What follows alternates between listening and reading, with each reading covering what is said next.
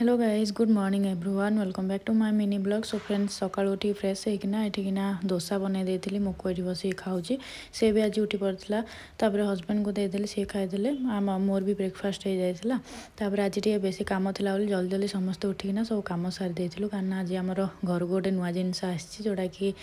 लगा हो जोटा कि आमर सबू घरणी मानकर इम्पोर्टाट जिनस चिमिटा कारण चिमिनी नथिले ना सारा चारिआडे जाक पूरा तेल चिकिटा होता तो आसिक से लगे आसी नथिले फाइनाली आमर अनइंस्टॉल कर लगेदेले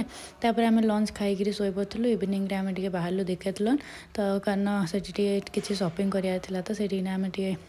देखिए शॉपिंग करदेलु। तो घर को गले देखिए मुझे कौन कौन शॉपिंग कर एक्चुअली हजबैंड कर किसी जिम सामान नबार थिला माने पैंट सार्ट एरिका एमती तो सी टी नहीं गले मु भी गोटे सांगे फ्री रे नहीं गली। सो मुझको तो ये फुल एंजॉय करुँची पूरा कैप बॉल सांगे ये हजबैंड ये जैकेटा और सहित पैंट आनी जिम जावाक मुझे गोटे पैंट आनी जिम तो ये आज वीडियो।